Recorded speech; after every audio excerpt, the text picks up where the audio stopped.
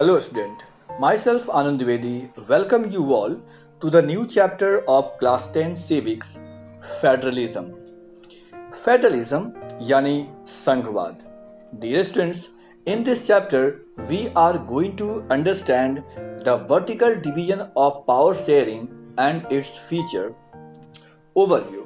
Dear students, in previous chapter we have understood vertical division of power sharing. पिछले chapter में हम लोगों ने वर्टिकल पावर शेयरिंग के बारे में पढ़ा है. इस चैप्टर में हम लोग इसी टॉपिक पर फोकस करेंगे जिसको सामान्य भाषा में फेडरलिज्म कहा जाता है. फेडरलिज्म के हम लोग फीचर्स के बारे में जानेंगे और इस चैप्टर के लास्ट में हम लोग लोकल गवर्नमेंट के बारे में भी पढ़ेंगे. लोकल गवर्नमेंट के कितने लेवल्स होते हैं इसके बारे में पढ़ेंगे. तो let's start this chapter. What is federalism? Federalism क्या है? Let us get back to the contrast between Belgium and Sri Lanka that we saw in last chapter. Dear students, हम लोगों ने लास्ट चैप्टर में बेल्जियम और श्रीलंका के ethnic diversity के बारे में पढ़ा है. You have recalled that one of the key change made in the constitution of Belgium was to reduce the power of central government and to give these powers to the regional governments. आपको याद होगा कि Belgium के constitution में जो बहुत बड़ा बदलाव किया गया था वो सबसे बड़ा बदलाव उसमें सेंट्रल गवर्नमेंट के पावर को रिड्यूस करना था. यानी गवर्नमेंट के पावर को घटा दिया गया और उस पावर को रीजनल गवर्नमेंट को हैंड ओवर कर दिया गया. Regional governments existed in Belgium earlier. Even regional government Belgium में पहले भी हुआ करती थी. They had their own roles and powers. उनके अपने रोल्स और पावर्स थे. But all these powers were given to this government and could not be withdrawn by central government. The change that took place in 1993 was the regional government were given constitutional power that were no longer dependent on central government. तो सबसे बड़ा बदलाव जो देखने को मिला 1993 में Belgium के कॉन्स्टिट्यूशन में कि जो प्रोविजनल गवर्नमेंट थी, जो प्रोविंशियल गवर्नमेंट थी, रीजनल गवर्नमेंट थी, अब वो इंडिपेंडेंट हो गई. उनके पावर्स को सेंट्रल गवर्नमेंट स्नैच नहीं कर सकता था, छीन नहीं सकता था. Thus, Belgium shifted from unitary form of government to federal form of government. यानी इस तरीके से बेल्जियम में जो बदलाव हुआ, पहले यूनिटरी फॉर्म ऑफ गवर्नमेंट था, अब ये बदल करके फेडरल फॉर्म ऑफ गवर्नमेंट हो गया. Sri Lanka continues to be for all practical purposes a unitary system where the national government has all its power. Belgium से ठीक अपोजिट श्रीलंका में जो गवर्नमेंट बनी थी वह यूनिटरी फॉर्म की गवर्नमेंट थी. यानी यूनिटरी सिस्टम वहाँ फॉलो किया गया. नेशनल गवर्नमेंट के हाथों में पूरा का पूरा पावर दे दिया गया. Tamil leaders want Sri Lanka to become a federal system. जो तमिल लीडर्स थे वे चाहते थे कि श्रीलंका में फेडरल सिस्टम हो, लेकिन ऐसा हो नहीं पाया. आइए समझते हैं फेडरलिज्म क्या है. सबसे पहले हम फेडरलिज्म के डेफिनेशन को समझते हैं. Federalism is a system of government in which power is divided between a central authority and various constituent units of the country. Federalism एक गवर्नमेंट का सिस्टम है. फेडरलिज्म गवर्नमेंट का एक सिस्टम है जिसमें पावर को डिवाइड कर दिया जाता है.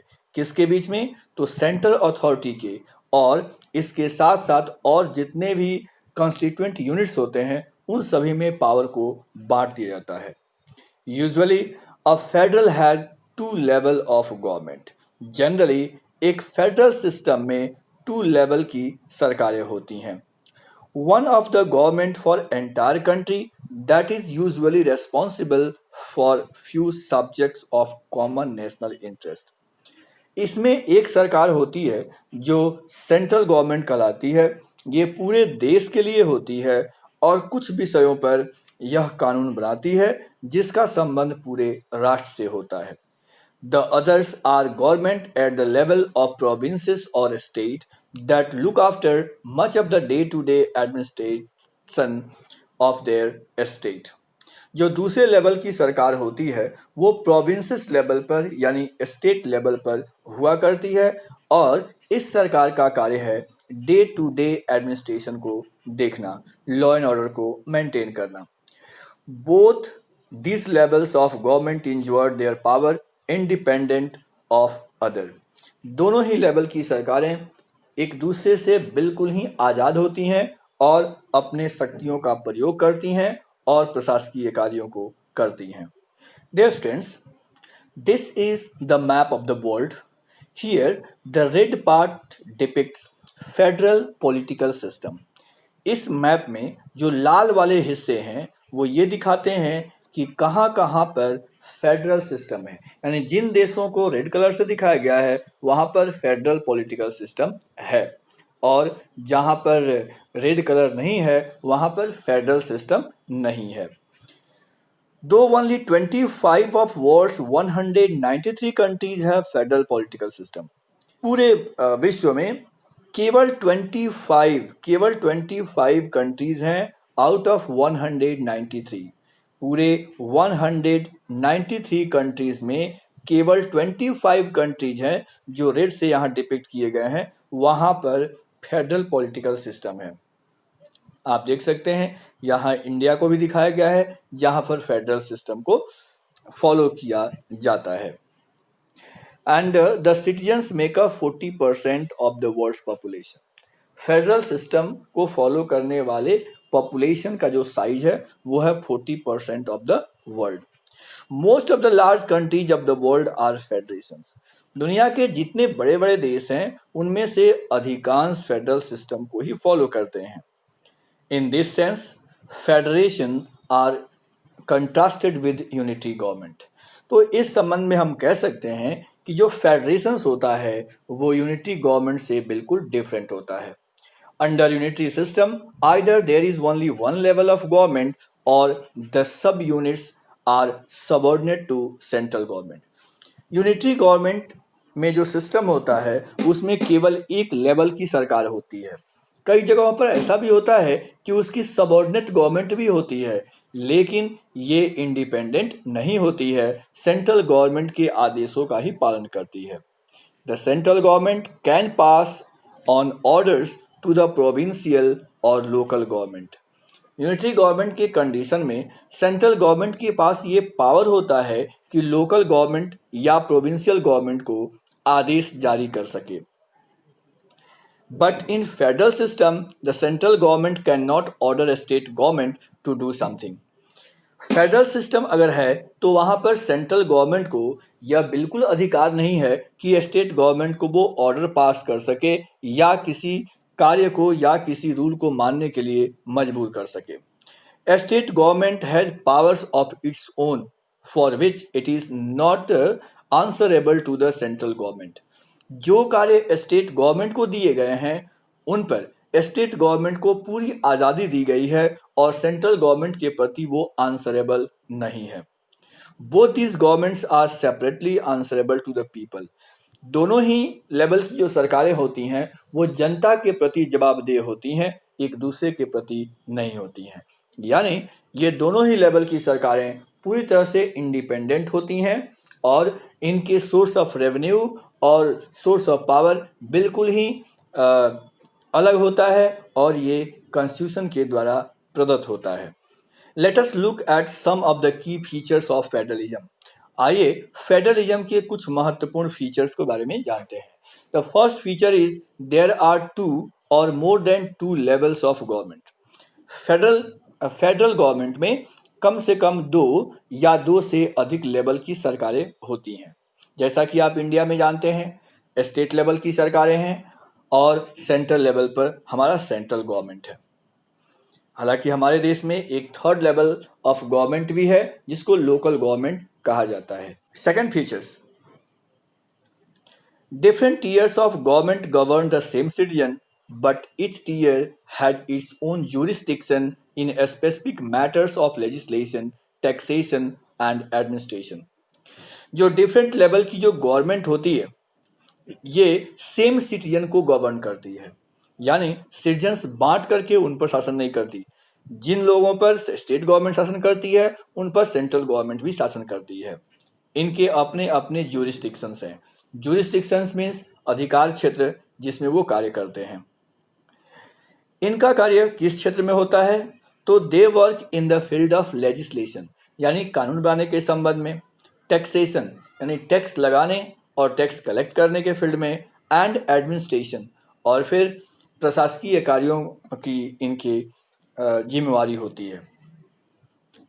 Third features, the jurisdictions of respective levels or tiers of government are specified in constitution, show the existence and authority of each tier of government is constitutionally guaranteed। जो jurisdictions दिए गए हैं central और state level के government को वो constitution के द्वारा स्पेसिफाइड है, यानी उनके बारे में कॉन्स्टिट्यूशन में लिखा हुआ है, उनके जो अधिकार हैं वो कॉन्स्टिट्यूशन के द्वारा गारंटीड हैं। Fourth provision, the fundamental provision of constitution cannot be unilaterally changed by one level of government।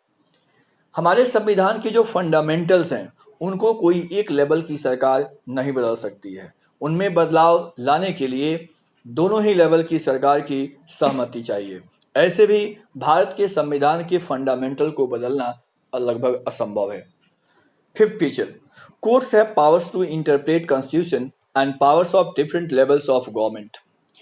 यहाँ पर कोर्ट को पावर दिया गया है कि वो संविधान को इंटरप्रेट करेगा और डिफरेंट लेवल्स ऑफ गवर्नमेंट के पावर को क्लियर करेगा।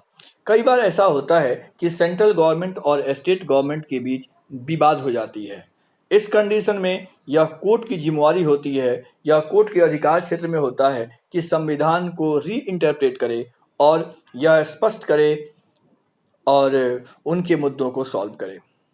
The highest court acts as umpire if disputes arises between different levels of government in the exercise of their respective powers। अगर दोनों ही लेवल की सरकार के बीच कोई विवाद होता है, डिस्प्यूट होता है, तो उस कंडीशन में अंपायर का काम करता है हमारा सुप्रीम कोर्ट। कोर्ट का जो फैसला होता है वो सर्वोपरि होता है, सरकारों को उसे माननी पड़ती है। 6 features of federalism, sources of revenue for each level of government are clearly specified to ensure its financial autonomy। Financial autonomy को सुनिश्चित करने के लिए रेवेन्यू के सोर्स सेंट्रल गवर्नमेंट के लिए और स्टेट गवर्नमेंट के लिए क्लियरली मेंशन कर दिए गए हैं। ये हमारे संविधान के द्वारा स्पष्ट कर दिया गया है ताकि रेवेन्यू को लेकर के सरकारों में किसी प्रकार का विवाद न हो। The seventh and the last feature, the federal system thus has dual objectives। तो फेडरल सिस्टम के दो ऑब्जेक्टिव्स होते हैं, to safeguard and promote unity of the country. Democracy को, यहाँ के फेडरलिज्म को सेफ गार्ड करना, उसकी सुरक्षा करना, साथ ही साथ देश में यूनिटी को प्रमोट करना, while at the same time accommodate regional diversity। Same समय में रीजनल डाइवर्सिटी को एकोमोडेट करना भी फेडरल गवर्नमेंट की जिम्मेवारी होती है। हमारे देश में अलग अलग जाति, धर्म, भाषा के लोग रहते हैं, वे सभी एक साथ रह सकें, उनके बीच विवाद न हो, उनके लिए हर सुविधा सुनिश्चित किया जा सके ताकि वो आसानी से बिना किसी परेशानी के इस देश में रह सकें। यह सुनिश्चित करना भी फेडरल सिस्टम का काम है। Therefore, two aspects are crucial for in the institution and practices of federalism। Government at different levels should agree to some rules of power sharing। इससे यह स्पष्ट होता है कि डिफरेंट लेवल्स की सरकारों को पावर शेयरिंग के मामले में कुछ चीज़ों पर एग्री होना पड़ता है।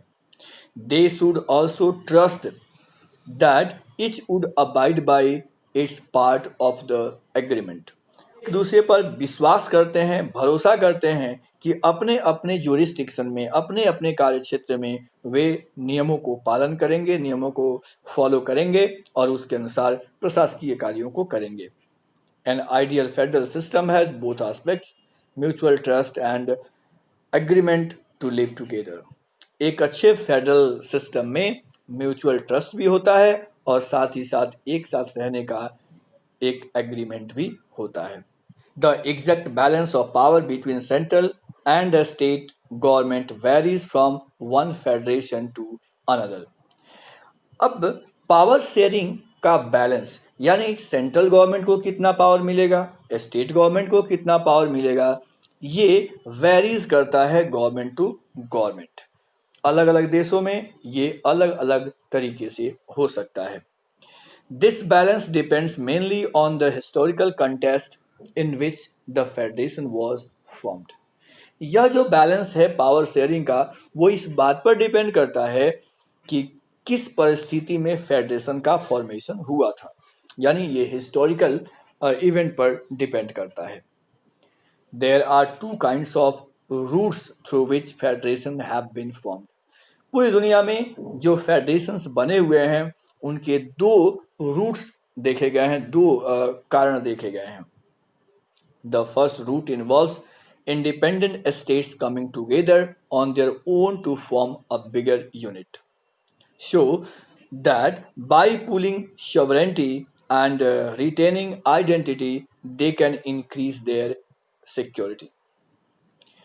फेडरेशन के फॉर्मेशन का एक तरीका है कि बहुत सारे इंडिपेंडेंट स्टेट्स खुद से आकर के एक साथ मिल जाते हैं, एक बड़े राष्ट्र का निर्माण करते हैं ताकि वो अपने सिक्योरिटी को इंश्योर कर सकें। This type of federation is called coming together federation. इस तरह के फेडरेशन को हम कमिंग टुगेदर फेडरेशन कह सकते हैं, क्योंकि इसमें इंडिपेंडेंट स्टेट आ करके एक साथ मिल करके फेडरेशन का फॉर्मेशन करते हैं। If you see the example of coming together federation, USA, Switzerland and Australia are best example.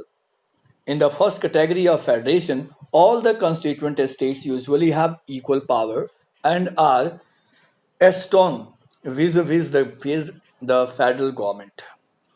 इस तरह के कमिंग टुगेदर फेडरेशन में प्रायः सभी कॉन्स्टिट्यूएंट स्टेट्स में इक्वल पावर शेयर किए गए होते हैं।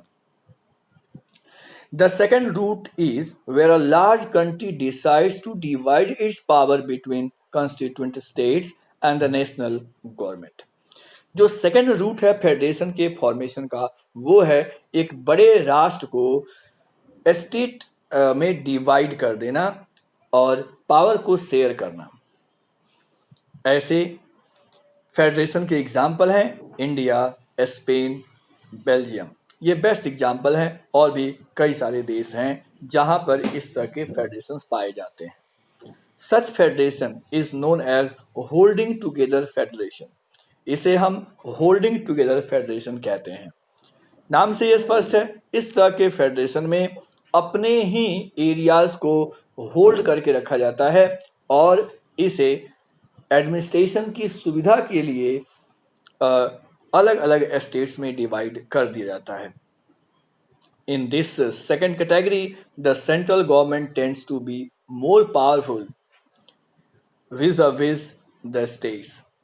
इस तरह के सिस्टम में प्रायः सेंट्रल गवर्नमेंट ज़्यादा पावरफुल होती है स्टेट गवर्नमेंट की तुलना में। Very often, different constituent units of federations have unequal power. प्रायः ऐसा देखने को मिलता है कि जो इसके स्टेट्स होते हैं उनमें अनइक्वल पावर शेयरिंग की जाती है। Some units are granted special powers. कभी कभी कुछ यूनिट्स को स्पेशल पावर भी दिए जाते हैं। यहाँ पर एक कीवर्ड दिया गया है ज्यूरिसडिक्शंस, यानी अधिकार क्षेत्र। The area over which someone has legal authority, वह एरिया जिस पर किसी को लीगल अथॉरिटी है। The area may be defined in terms of geographical boundaries और in terms of certain kinds of subjects. यह जो एरिया है वो जियोग्राफिकल बाउंड्री से संबंधित भी हो सकता है या फिर किसी विशेष सब्जेक्ट्स को लेकर के भी हो सकता है।